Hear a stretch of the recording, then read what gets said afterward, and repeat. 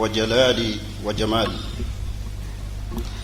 فهو الغني الحميد، وتوحد بالألوهية والربوبية، فلا ضد له في ذلك ولا نديد.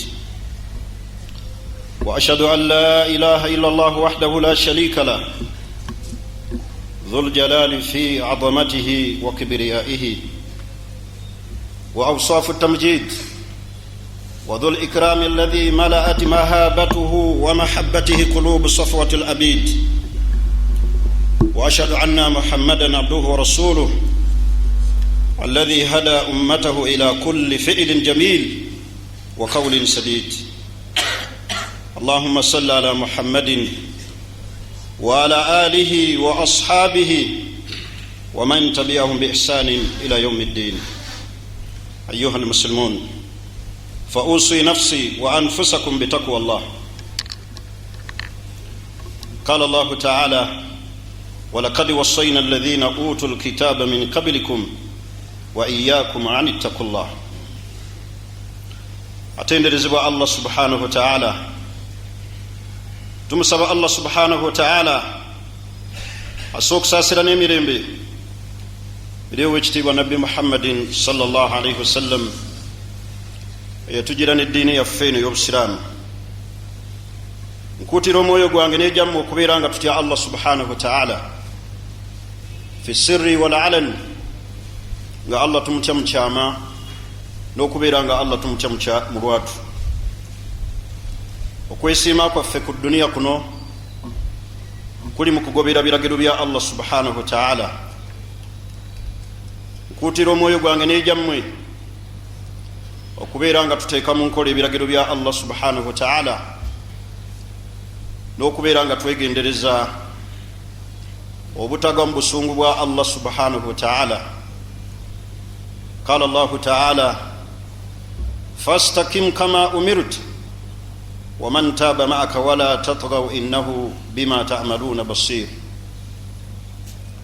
Baddu ba Allah subhanahu wa ta'ala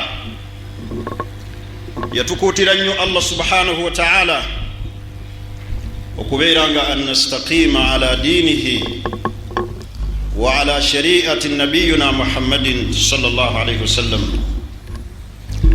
Ategeeza Allah subhanahu wa ta'ala ow'ekitiibwa yagamba Allah: fastaqim kama umirta, tebenkera ku mateeka ga Allah nga Allah bwe yakulagira. wa man taaba ma'aka wala tatghaw innahu bima ta'maluna basir.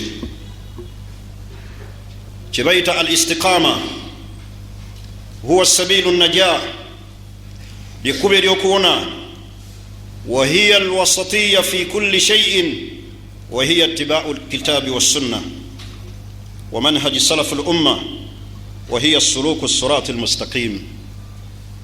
kyebayita okutebenkera ku mateeka ga Allah subhanahu wa ta'ala lyekkubo ery'okwesiima, era lyekkubo ery'omu makkati awataliwo okusukka kkomo wadde omuntu okubeera nga afootooka ku mateeka ga Allah subhanahu wa ta'ala.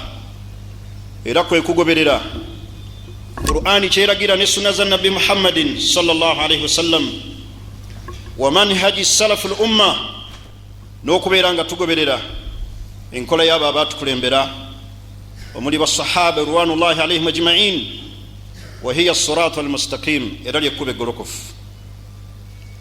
وقد رغب الله المؤمنين وحثهم على اللزوم الاستقامة. Allah yakuutira abakkiriza n'abaagazisa okulaba nga batebenkera ku mateeka ge. Kyava Allah ategeeza mu Qur'ani ey'ekitiibwa: wa anna hadha sirati mustaqima fattabi'uhu, lino lyekkubo eggolokofu, mubeere nga muligoberera, muleme kugoberera makubo gayinza babuza.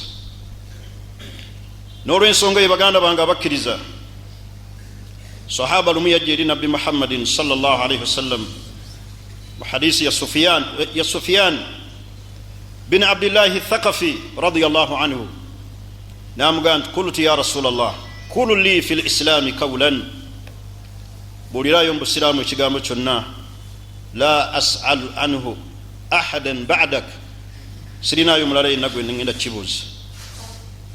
Nabbi sallallahu alayhi wasallam n'amugamba nti: qul amantu billah kul amantu billah, gamba nti nzikiriza Allah subhanahu wa ta'ala, fastaqim, omalobere nga otebenkera ku mateeka ga Allah subhanahu wa ta'ala. فاللزوم الاستقامة في هذا الزمن okutebenkera ku mateeka ga Allah naddala mu kiseera kino kye tulimu, zamanul fitan, ekiseera ekijjuddemu okusoomooza, ekijjuddemu abantu nga kibawugula okubajja ku manhaji entuufu. falistikama amrun daruri, okubeera nga tutebenkera ffenna kitukakatako, nga tusaba Allah subhanahu wa ta'ala an yu'inana ala hadhihi al-istiqama, kubeera nga Allah tukwatirako okubeera nga tunywera. Ekiseera kino mwe tuli kijjuddemu ebintu bingi, nga n'abalaba ab'obusiraamu tebatudde, tebenkera nnyo ku ddiini yo ey'obusiraamu. Tegeera nnyo obusiraamu obeere nga obukolerako nga Allah subhanahu wa ta'ala bw'atulagira, era tunyweze nnyo okulaba nga tuyingira mu ekyo Allah ffenna kye yatuyita. Allah yatugamba nti innamal mu'minuna ikhwa fa aslihu bayna akhwaykum, abakkiriza bonna baluganda. Tunyweze nnyo obumu bw'obusiraamu nga twegattira ku manhaji emu eya alkitaabu wassunna ala faham manhaji salafu salih, nga twenywereza ku abo abaatukulembera. Baayita batya miyaga, baayita batya wakati mbalabe abaali babajjudde, naye ne bafuna obuwanguzi. Okuwangula kwaffe kuno ku duniya kwenywereza ku mateeka ga Allah subhanahu wa ta'ala, n'okunywereza ku Qur'ani y'ekitiibwa ne sunna za Nabbi Muhammadin sallallahu alaihi wasallam, n'okulaba nga abasiraamu tubeera bumu ng'abakkiriza nga Allah bwe yatugamba nti innamal mu'minuna ikhwa, abakkiriza bonna baluganda. fa aslihu bayna akhwaykum, mulongoosenga nnyo wakati w'oluganda lwammwe. Oluganda lw'obusiraamu luganda lukulu nnyo eri umma eno ey'obusiraamu, okuviira ddala Allah bwe yatuma ow'ekitiibwa Nabbi Muhammadin sallallahu alaihi wasallam. Basahaba bwe baategeera ekyo, Nabbi sallallahu alaihi wasallam fa'akha bayna almuhajirina wal ansar, n'abeera nga yagatta wakati w'abamuhajirina ne ansar. Obusiraamu bwatuuka ku ntikko mu bimu olwaleero ebireetedde umma eno ey'obusiraamu mwe tuli okulaba nga mu kiseera tudda mabega ne tufiirwa abantu ab'omuwendo ab'eddiini. Busiraamu bwaffe ne mubeera mu kutya, mu kweraliikirira. Oluganda olwo abantu baalusuula. Tuli mu ddiini eno y'obusiraamu ng'abasinga obungi muffe buli omu alina ebigendererwa bye ebitali bya ddiini. Naye tusaba Allah subhanahu wa ta'ala ayambe ku abo abalina ebigendererwa ebirungi mu ddiini okulaba nga balongoosa society y'obusiraamu. Biidhnillah, Allah subhanahu wa ta'ala ajja tutuusa ku buwanguzi. Ekisinga obukulu era ekisinga okujjukirwa ennyo mu byafaayo by'obusiraamu, obulimba tebuwangulangako mazima. Mubeere nga munywerera ku ddiini eno y'obusiraamu bwe muli obuwanguzi, era tunyweze obumu obw'obusiraamu. Njagala okubeera nga mbajjukiza mu khutuba eno y'ekitiibwa alwasaila allati tu'in ala alistiqama, amakubo ge tuyinza okuyitamu okulaba nga twenyweza, okulaba nga ffenna tutebenkera ku ddiini ya Allah subhanahu wa ta'ala. Ekkubo erisookera ddala ma'rifatullah, okumanya Allah subhanahu wa ta'ala. fa'lam annahu la ilaha illa Allah, baganda bange tutegeere Allah. fama'rifatullah, okumanya Allah subhanahu wa ta'ala lyekkubo erisobola okubeera nga litunyweza, lyekkubo erijja okubeera nga litunywereza ku ddiini eno ey'obusiraamu. kasita tunanywerera ku busiraamu nga Allah bw'atugamba nti fastaqim kama umirt, mutebenkere nga Allah bwe yabatebenkiza, nga bwe mwalagirwa. Tutebenkere nga tutegeera Allah subhanahu wa ta'ala.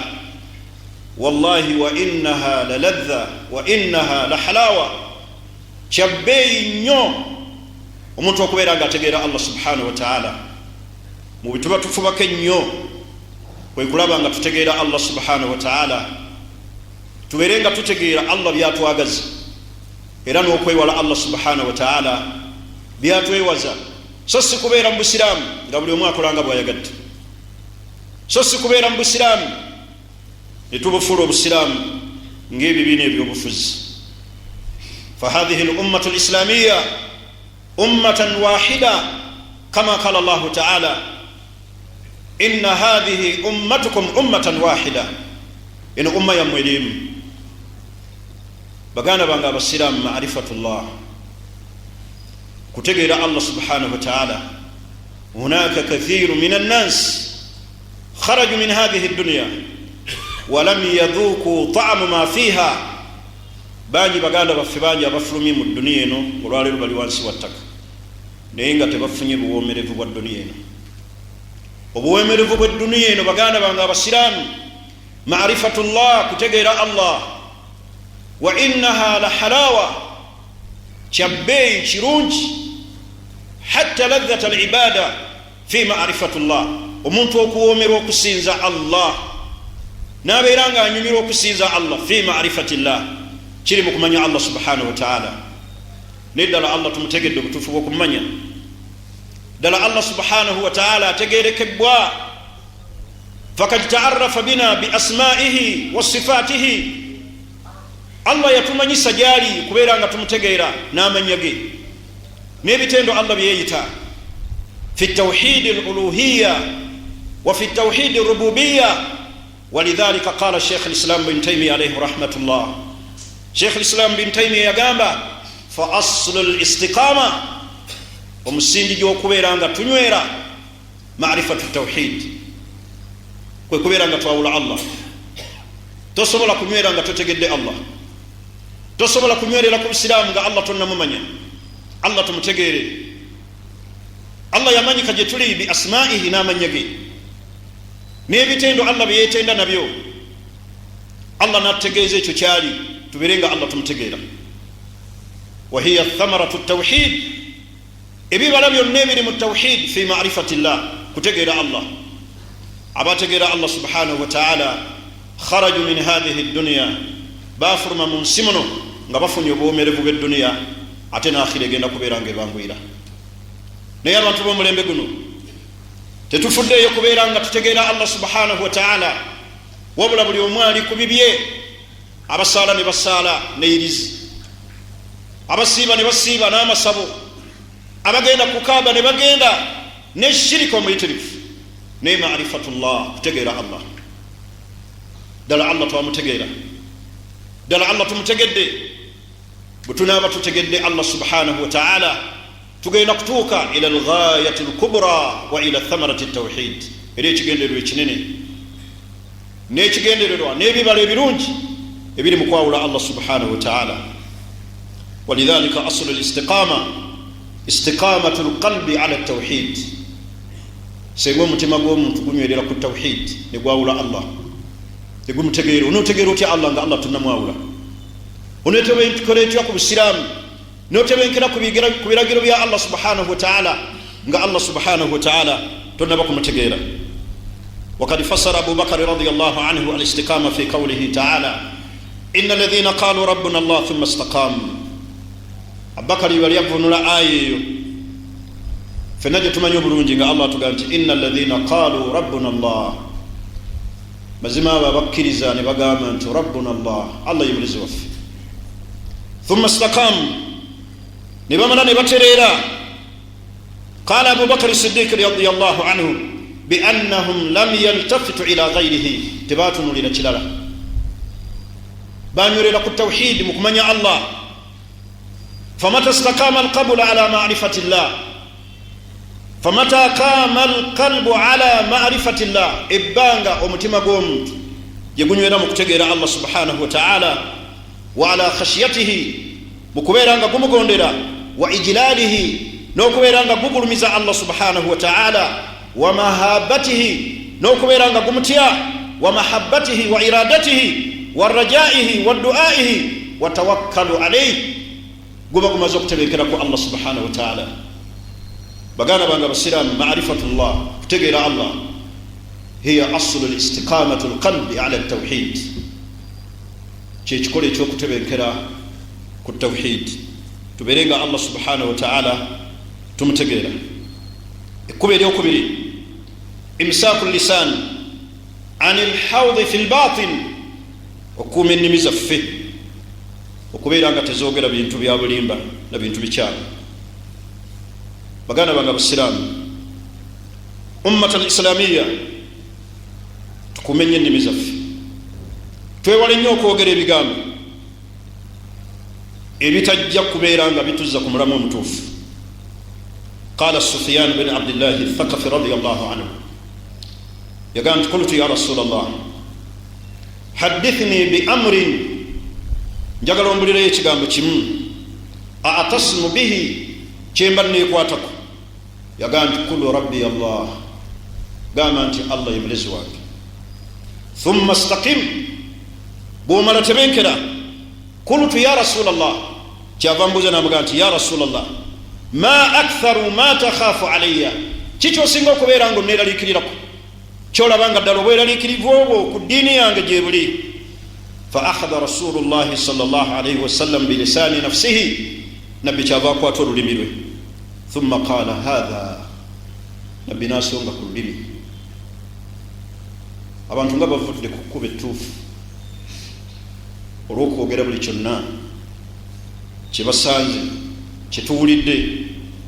Baganda bange abasiraamu, imsaaku lisaani an alhawdi fi lbatin, twewale nnyo okulaba nga tukuuma ennimi zaffe, tukuuma ennimi zaffe obutamala googera bigambo ebirimu obulimba, ng'okusaasaanya ensaasaanya etali ya busiraamu, okubeera mu buli kiseera okukuba empawa. Tukuume ennimi, buli wootunula n'osiriikira naddala mu kiseera kino kye tulimu, n'ojjukira bamasheekhe baffe abaatotoomoka olwaleero nga bali wansi wa ttaka, naye nga n'ensonga emu kwezo ezajjawo umma eno okulaba nga basheekhe baffe bangi baafa, alkhawd wa adamu imsaaku lisan, obutakuuma nnimi zaffe. Faya ayuha shabab, baganda bange abavubuka, mumusinga obungi kambayita abavubuka mu society eno mwe tuli, al imsaaku an lisan, tukuume ennimi, tubeeko ebigambo byetusirikira mu kifuba. Yenna buli alimu eddiini, alimu okulumirirwa umma eno, funa akaseera osiriikirire, olabe okutotonkomoka okwaba amasheekhe abaava mu umma eno, naye nga n'ensonga ezimu Allah kwe yeyisiza, kubeera nga tetukuumye ennimi zaffe.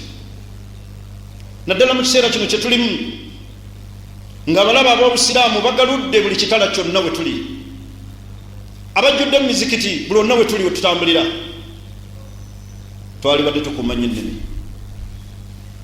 Tukuume nnyo ennimi, zijja kuyambako nnyo okutaasa umma eno y'obusiraamu.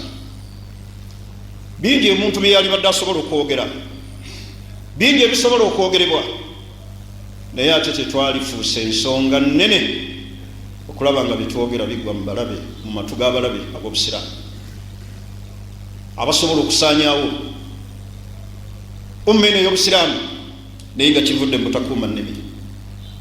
Tukuume ennimi, buli olunaku olukya ebiyungo byonna bigamba ittakillahu fiina, tya Allah gye tuli, nahnu bika fa in istaqamta istaqamna. Ebiyungo byonna bigamba olulimi nti ittakillaha fiina, tya Allah gye tuli, bw'onooterera tugenda kutereera. Baganda bange abasiraamu, ekigambo kinnimi.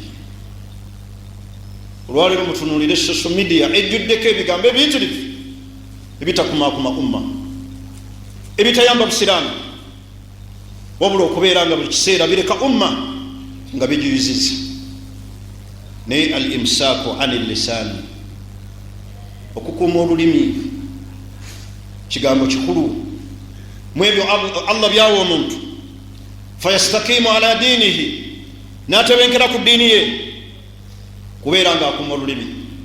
Fahadha la yaani, bwe mba njogera ebyo sitegeeza kusirikira mazima. Falhaqu yuqaal, amazima gasigala googerebwa.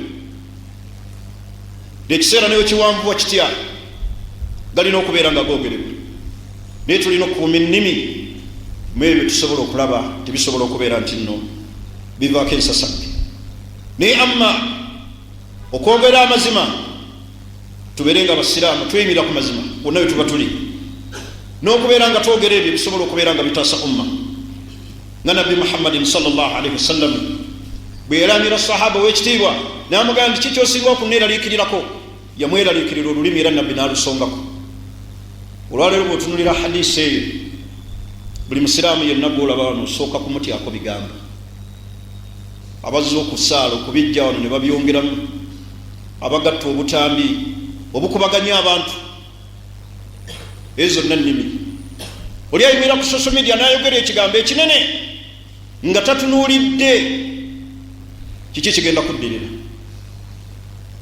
baganda bange olulimi baganda bange tukuume ennimi okufukamira kubanga ze zimu ku nkola ez'obusiraamu okutegeera kyenjagala okukozesa mutegeera akabenje akali mu butakuuma lulimi naali badde nfukamira mu khutuba eno nembegayirira mukuume ennimi ayuha almashaikh abawali mu ba umma eno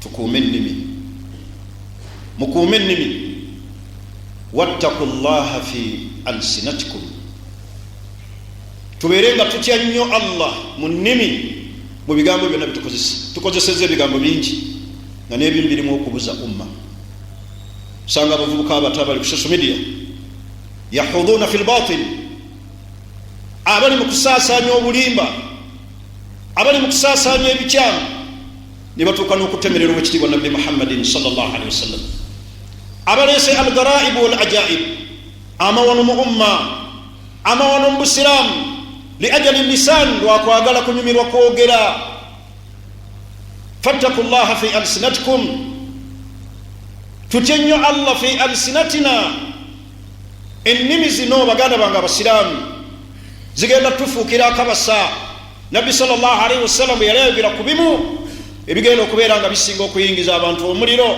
baada al ishraaku billah al lisan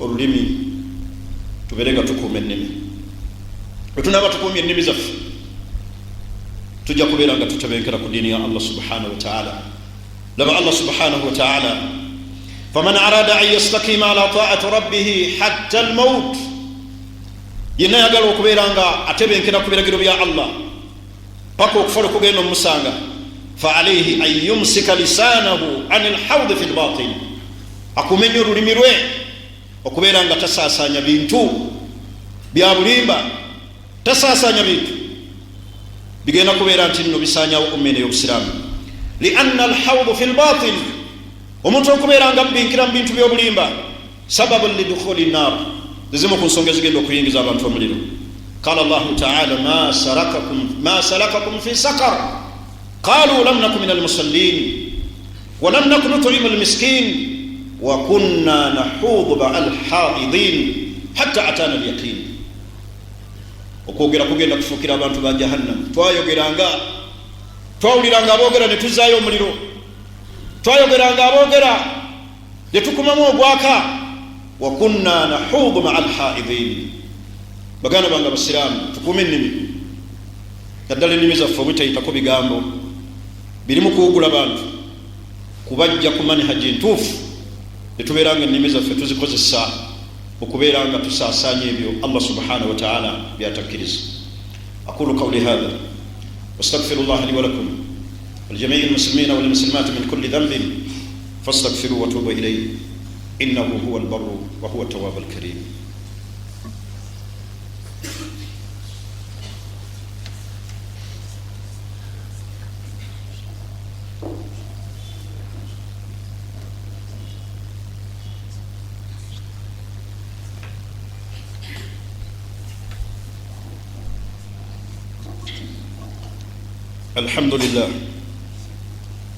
الحمد لله والعاقبة للمتقين ولا عدوان إلا على الظالمين وأشهد أن لا إله إلا الله وحده لا شريك له وأشهد أن محمدا عبده ورسوله bagana banga abasiraamu nziramu okubakuutira okutya Allah subhanahu wa ta'ala nziramu okubakuutira ala luzum al-istiqama fastiqamatu al-qalb ala istiqamati at-tawhid teriyo mutima gusobola kutebenkera nga tegunnatebenkeza tawhid mu mutima fastaqimu ala tawhidillah utebenkere mu kwawula Allah tuberenga tuva mu bintu ebisinzibwa awatali Allah abasiraamu bangi naddala ku mulembe guno nga n'olwaleero mulaba abasamize beeriisa enkuuli ng'olwaleero obusamize bwabwe bwa lwatu edda ennyo kizibu nga nnyo okusanga omuntu nti musamize mu lwatu wabula baalingayo naye nga bakikola mu bubba mu kwekweka eyo olwaleero obusamize buyitiridde era abantu ne bavaayo ne babulwanirira tetujja kusobola kutebenkera ku mateeka ga Allah nga tukyalaba ebisinzibwa ebitali Allah ebiwugula abantu ebibajja ku kusinza Allah nga bigenda mu maaso ne musuubira nti waliyo okutebenkera olwaleero mulaba ebibuzaabuza abasiraamu bingi abasiraamu bangi bava wano mu jjuma ne basaala esswala ettaano ekiro ne babeera mu night prayers mu makanisa olw'okunoonyayo emikisa n'amazzi ag'emikisa ne bapastors okubasabira kaifa tastaqimu ala hadha ad-din omuntu atebenkera atya ku ddiini ng'akyalimu ebyo okutebenkera kw'omutima ku ddiini eno ey'obusiraamu fa asluhu fi istiqamati at-tawhid ensibuko yabyo kutebenkerera ku tawhidi kunyweza tawhid ekyokubiri okukuuma ennimi zaffe yogere ku kigambo ky'ennimi bana tukuuma ennimi zigenda kuzaaza ebizibu bingi bwe tutaakuuma ennimi naddala ebigambo byetwogera mukakase nti bigwa mu matu g'abalabe b'obusiraamu tubaddewo ekiseera ekyemabega ne tufiirwa enkuyanja y'abamasheekhe abaali bakwatiridde omumuli guno ogwa umma battibwa mu nzita buli omu gye yategeera era gye yamanya naye nga n'ezimu ku nsonga butakuuma nnimi tukuume nnyo ennimi tuli ku social media kuliko abantu ab'enjawulo kuliko aboogera ebigambo eby'enjawulo ebimu nga bibuza abantu ebimu nga bya busagwa abamu ne bakozesa social media obubi ne bagatta obutambi bw'abamasheekhe ne babakoonaganya baganda bange abasiraamu tukuume ennimi baganda bange abasiraamu mutya Allah abaagala okulaba ebibala by'okweyuzaayuza kwa umma n'okutota omukomoka kw'abamaseeka liyinza okuba essanyu lyamu naye umma tugenda kugirekawa n'okwata akatambi n'okagatta n'okwata akatambi n'osaasaanya ebintu ebigwa mu matu g'abalaba ab'eddiini eno musuubira results ki ezisobola okuvaamu kati kutubeeno olwaleero gye ndimu era muyinza okubaamu abagivuunula era okwagala okukoonaganya ebigambo naye ogwange ngukoze fattakullah mutye Allah mutye Allah mutye Allah mutye Allah akola omulimu ogwo ogw'okubeera ng'aleeta fitan ezisobola okusaanyaawo abantu saalumanya ne naalumanya olwaleero mulaba tuli mu kiseera ng'olwaleero abantu society bakyakwatibwanga n'abamu amannya gaabwe tegamanyikiddwa nga n'olwaleero amasomero gaffe galumbibwa abalaba ab'obusiraamu tegabeera nga tegakyazzeeyo kuyimirira ate ne tubeera nga tetusobola kulengera ekyo baganda bange abasiraamu tuyimirire fi soffin wahid ffenna nga tuli mu mubiri lumu tubeere nga tutaasa eddiini yaffe eno ey'obusiraamu ensonga eyokusatu eyambako okubeera nga tunywerera ku ddiini eno ey'obusiraamu musahabatu salihin wa mujalasatuhum, tukwane emikwano emirungi okusemberera abantu ku lusegere abalimu obulungi. Mutuule nnyo mu halaka ezirimu eddiini ezigenda okubasomesa okuyiga eddiini yammwe ey'obusiraamu. Mutuule n'abantu abalongoofu, bamasheekha abali ku nkola entuufu, mubafuule mikwano gyammwe. Olwaleero ekiseera kye tulimu mu kiraba ekya social media, okuli abantu buli yenna ayogera ebibi, nga n'abamu mufe abasinga tetusobola kwawula ani ali ku mazima ani ali ku bulimba. Kuliko abavubuka abato abasimbula ebigambo ne babiteeka mu ddiini naye nga layisa lahu aslun, nga tebirina wadde ekisibuko. Ekisobola okutuyamba kwe kusengejja n'okufuula abo Allah be yasukkulumya muffe abali ku nkola entuufu, okubafuula mikwano gyaffe tutuule nabo ku lusegere. Omuntu bw'atuula n'abantu abalongoofu, Allah ayisizaako n'alongooka. Buli wotuula n'abantu abakyamu, era Allah subhanahu wa ta'ala asobola okuyisizaako n'okyama. Kyava Nabbi Muhammadin sallallahu alayhi wasallam yatugamba nti la tusahibu illa mu'mina, togezanga n'ofuula omuntu mukwano gwe okugyako omukkiriza. Wala yaakulu ta'amaka illa taqiyun, era talyanga ku mmere y'okugyako oyo alimu okutya Allah. Tufuule abantu abalungi, bafeere ku bisegere byaffe, batuyambeko okusitula eddiini yaffe. Nabbi sallallahu alayhi wasallam yagamba, hadith alladhi rawahu Abu Dawud, arrajulu ala dini khalilihi falyanzur ahadukum man yukhalil. Buli muntu yenna agenda kuzuukirwa, bamuzuukize ku ddiini ya mukwano gwe. Naye Nabbi yagamba falyanzur ahadukum man yukhalil, buli omu atunuulire ani gwafudde mukwano gwe. Ensonga eddirira esembayo, luzaamu l-ittiba wa tarki l-ibtida, okwenywereza ennyo we tuba twagala tutebenkere ku busiraamu. Luzuumu l-ittiba, okubeera nga twenywereza nnyo okugoberera.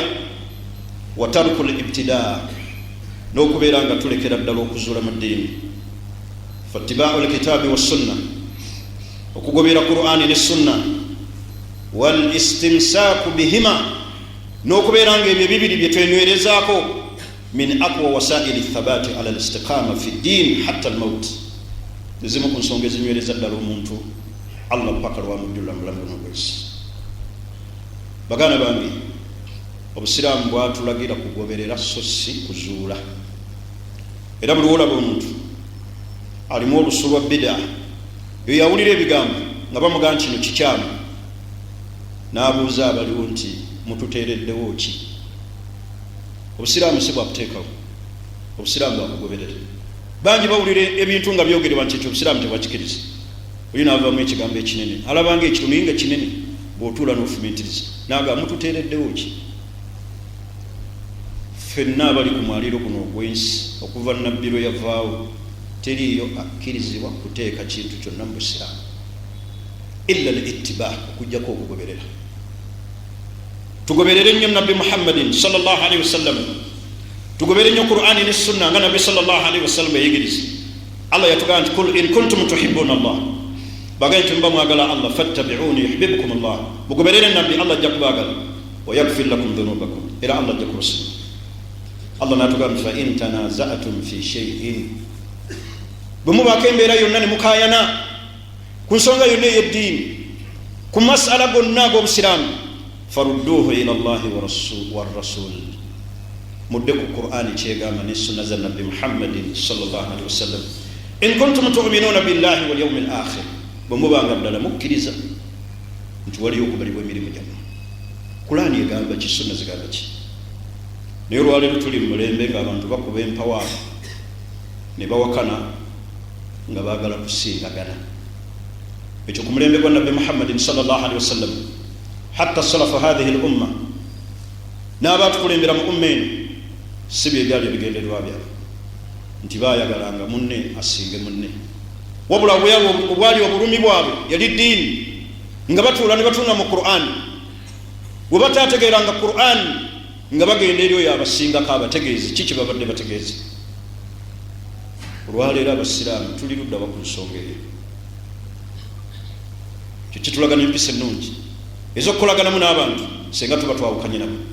Alkitaabu wassunna ala fahmi salafu salih, Qur'ani ne sunna za Nabbi Muhammadin sallallahu alayhi wasallam ng'abaatukulembera abalongoofu we baategeera enkola entuufu gye tuba tudda. Farudduhu ila Allahi wa rasul, tudde eri Qur'ani ne sunna za Nabbi Muhammadin sallallahu alayhi wasallam kye zigamba. Tugenda kuwona okuzuula mu ddiini, tugenda kuwona enkaayana, tugenda kuwona ebintu bingi kassa tunadda eri Qur'ani ne sunna. Naye bwe tunadda ila alghalaba, ani awangula, ani asinga? Kubanga omulembe guno gwe tuliko tukkirize tugaane, tuli ku mulembe mukyalo, gulimu ebintu bingi, gulimu ebintu bingi ebyewunyisa. Naye tunywerere Qur'ani ne sunna za Nabbi Muhammadin sallallahu alayhi wasallam, era tuleme kuva ku nkola ya nabbi. Bw'owulira ekigambo kyonna nga bagenda nti nabbi yagamba, nabbi yakolanga bw'ati, teeka mu nkola. Bw'obanga olemeddwa at least toŋoolanga bigambo bya nabbi wadde okujeregerera abo ababiriko. Omuntu ayinza okulemererwa ng'omuntu n'alema okuteeka sunna mu nkola, naye tovuma tojeeja, kubanga kigenda kukusuula mu bukaafu. Allah yagamba falyahdharu alladhina yukhalifuna an amri, beewala abo beekake bakimanye nti kibi bakyewale. Alladhina yukhalifuna an amrihi, abawukana ku kiragiro ki, an tusibahum fitna, Allah okubeera nga baleetera alhalaka wazzaib, okuzikirira, aw yusibahum adhabun alim, oba Allah okubassaako ebibonerezo ebiruma ebyamaanyi. Baganda bange Busiraamu, al-ittiba duna al-ittiba duna al-ibtida. Tubeere nnyo abantu abagoberera so si okuteekawo. Naddala abavubuka olwaleero baagadde nnyo okusomesa, ate ma al asafu shadid tebajjumbidde kuyiga Busiraamu.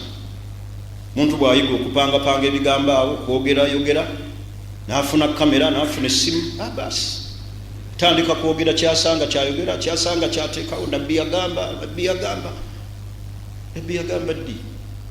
Ebyo byoyogera byoga nti nabbi yagamba. Tusome, bwetuba twagala okutebenkera ku ddiini tugisome. Musome Obusiraamu nga tonnayogera, sooka osome. Fa'lamu annahu la ilaha illa Allah. Munoza lwaki essula yasooka okukka mu Qur'ani yonna yali yakusoma.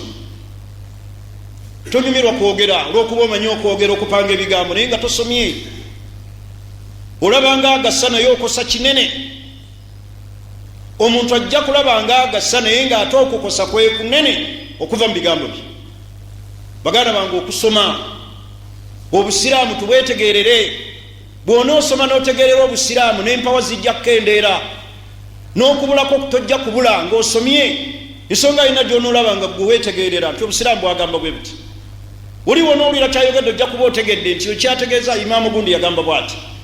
Naye kitukubye empawa ne tugeragaŋŋaŋŋana, oli n'atyoboola munne, oli n'azza ebyeri n'eryeri, butasoma bwe butusumbuwa. Mulembe ogwaliko abayivu abasoma eddiini ebyo byaliyo.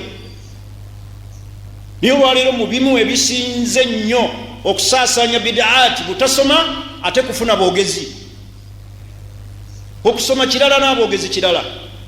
Mu byawule abantu bangi abasobola okwogera naye basomye. Tusome, tubbinkire mu irimu, tugisome ate irimu tugiwe ekitiibwa. Abantu bano bajja kutereera.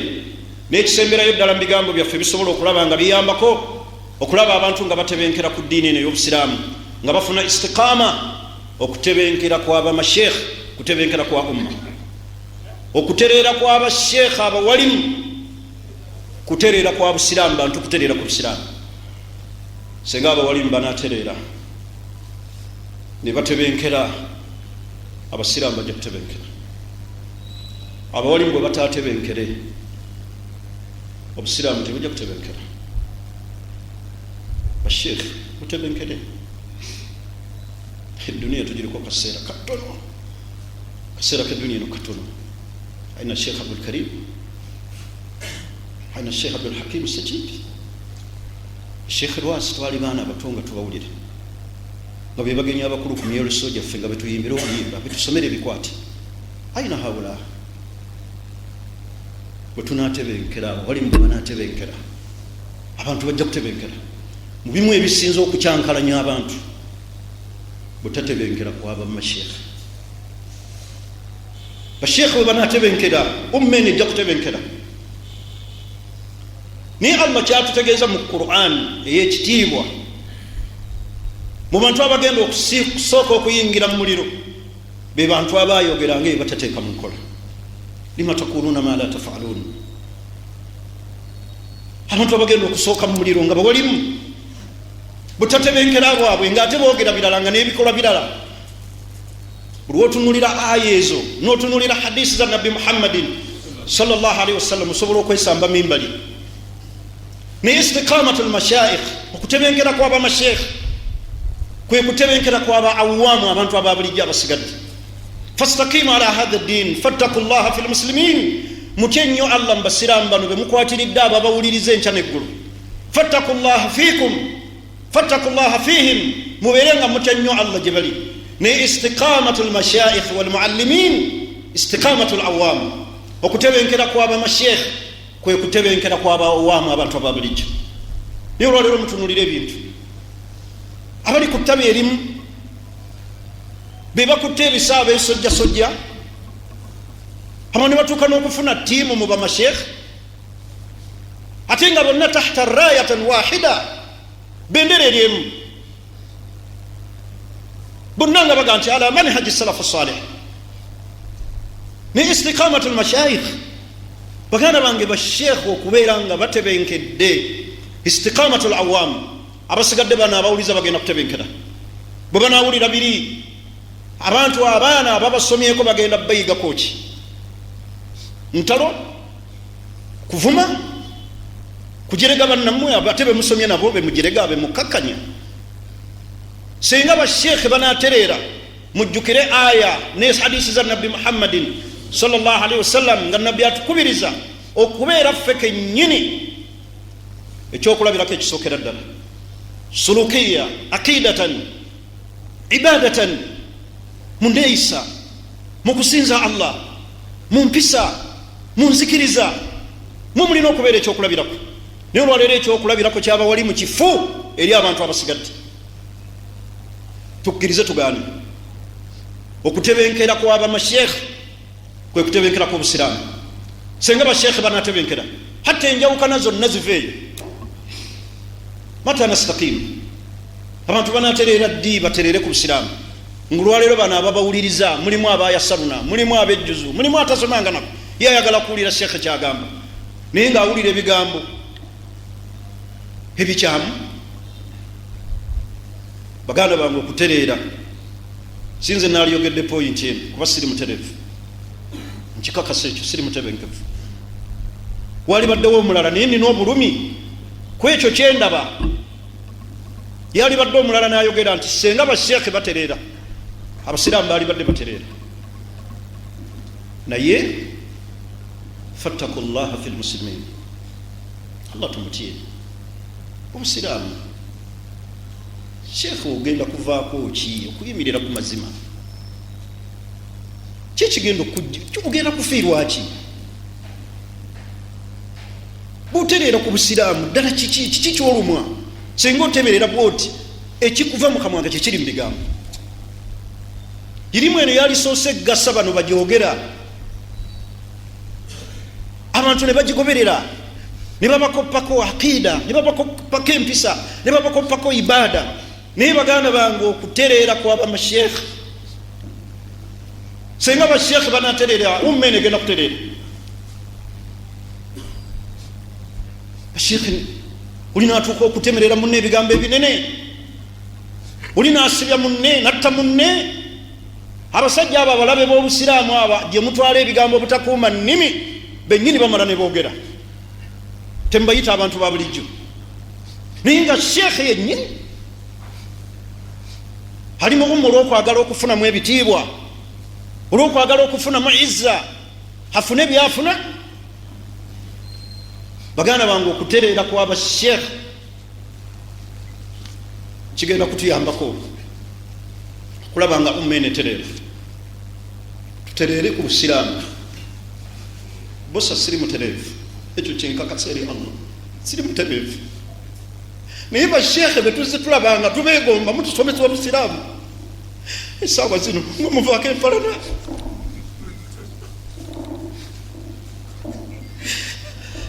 astagfirullah atubu ilayhi bashekhe mutye Allah naddala abatabuliiki mutye Allah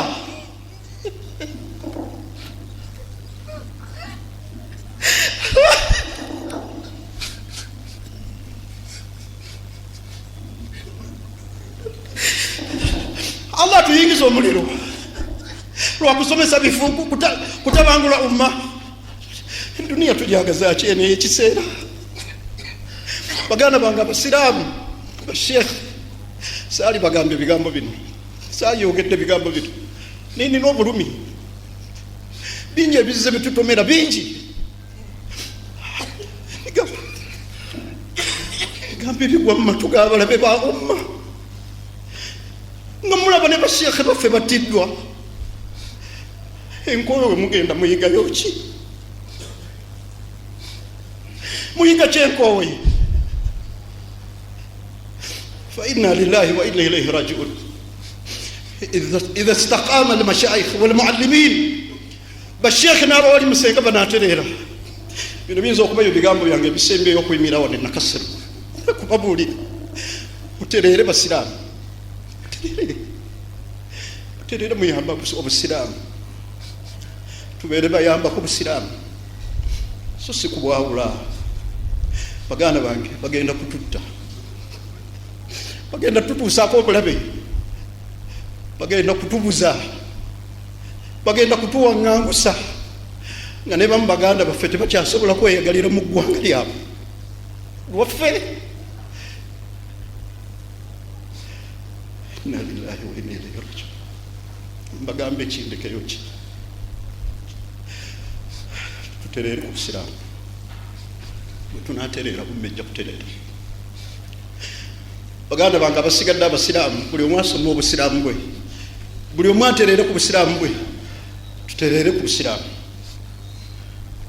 inna lillahi wa inna ilayhi raji'un allahumma thabbitna ala dinika inna allaha malaikatahu yusalluna ala nabi ya ayyuha alladhina amanu sallu alayhi wa sallimu taslima allahumma salli ala muhammad wa ala ali muhammad kama sallaita ala ibrahim wa ala ali ibrahim innaka hamidun majid وارض اللهم عن أربعة الخلفاء المهديين هم أبو بكر وعمر وعثمان وعلي وجميع الصحابة رضوان الله عليهم أجمعين اللهم أعز الإسلام والمسلمين وأذل الشرك والمشركين ودمر أعداءنا وأعداء الدين وانصر من نصر عبادك الموحدين اللهم إنا نسألك الاستقامة على دينك اللهم إنا نسألك الاستقامة على دينك ربنا لا تزغ قلوبنا بعد إذ هديتنا وهب لنا من لدنك رحمة إنك أنت الوهاب صلى الله وسلم والحمد لله رب العالمين.